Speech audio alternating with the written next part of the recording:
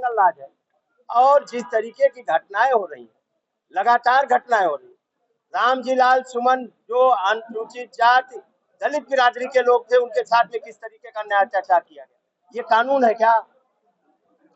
ये कानून है? गुंडे जाएंगे और किसी की सरकार में जाके किसी की कोठी पे चढ़ जाएंगे, किसी के मकान पे चढ़ जाएंगे, क्योंकि वो दलित बिरादरी के है तो उनके घर पे चले जाएंगे। आज भी मैं अभी देख रहा था, उनके ऊपर हमला किया गया, आज भी हमला किया गया।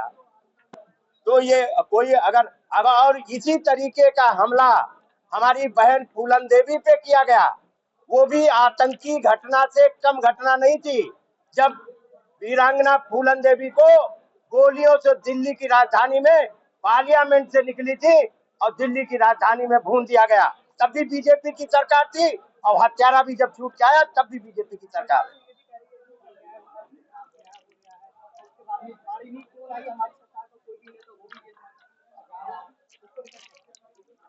जितने अपराधी हैं, जितने माफिया हैं, जितने गुंडे हैं, वो सब बीजेपी में है। जो इधर उधर थे उनको उन्होंने साबुन से और गंगा जल से छिड़क के अपने दल में ले लिया है, वो भी पवित्र हो गए। अब जो बाहर है वही गुंडे बदमाश है, बता रहे हैं उनके। ये दलित समाज, अनुसूचित जात के लोग जागरूक हो चुके हैं और बाबा साहब संविधान ने हम लोगों को इतने हक अधिकार दिए कि हमारे अनुसूचित जात के लोग जागरूक हो चुके। अब उन्हें पता है अनुसूचित जात के लोगों को कि हमारी लड़ाई, हमारा हक अधिकार कौन सुरक्षित रख सकता है, हमारे सम्मान को कौन सुरक्षित रख सकता है, हमारे आरक्षण को कौन सुरक्षित रख सकता है। तो वो सब संविधानवादी, बाबा अम्बेडकरवादी और माननीय कांशीरामवादी, माननीय मुलायम सिंह यादववादी, लोहियावादी, सब एकजुट होकर चट्टान के साथ में माननीय अखिलेश यादव जी के पीडीए के साथ में खड़े हैं।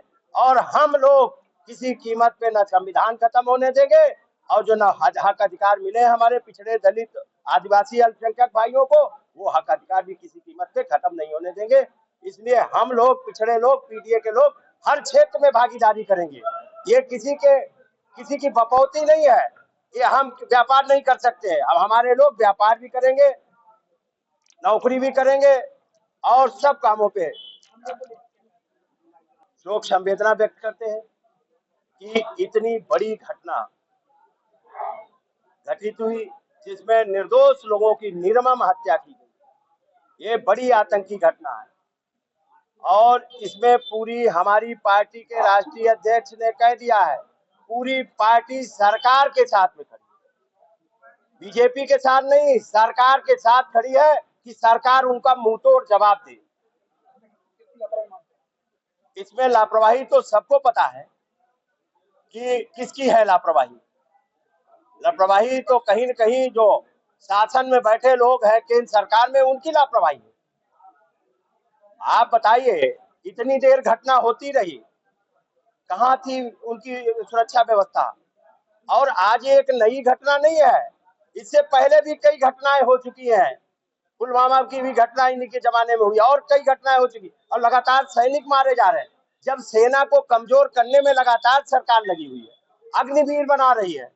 अरे माननीय मुलायम सिंह यादव जी भी हुआ करते थे, चाइना ने 1 किलोमीटर घुसा था, माननीय मुलायम सिंह यादव ने 4 किलोमीटर सेना घुसा दी थी। ये हिम्मत होनी चाहिए ना, हौसला होना चाहिए। एक सैनिक जो किसान का बेटा सीमा पे शहीद होता था, जिसके कपड़े आते थे, डेड बॉडी नहीं आती थी, ये माननीय मुलायम सिंह यादव जी ने सेना का हौसला रखने के लिए, और किसान के बेटे जाते थे लड़ाई लड़ने, उनका हौसला हिम्मत बढ़ाने के लिए उन्होंने कहा था राजकीय सम्मान के साथ में डेड बॉडी आएगी, वहां का कलेक्टर, कप्तान और मिनिस्टर जाएगा सलामी करने। ये नेताजी ने किया था। अब आप सेना का मनोबल ही गिरा रहे हो, अग्निवीर पैदा कर रहे हो, 4 साल की आउटसोर्स उसमें कर रहे हो, और सेना लगातार कम होती चली जा रही है, सेना का बजट काटते चले जा रहे हो। जब देश ही नहीं सुरक्षित होगा तो चंद उद्योगपतियों को सुरक्षित करके और बड़ा आदमी बना के देश में सब कुछ नहीं चल सकता। इसलिए देश पहले है, इसमें कोई समझौता नहीं, सभी दल एकजुट खड़े हैं।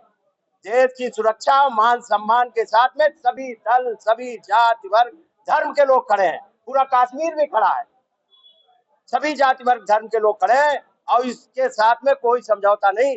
सरकार जो भी निर्णय लेना चाहे, कड़ा से कड़ा निर्णय ले और सबक सिखाने का काम करे।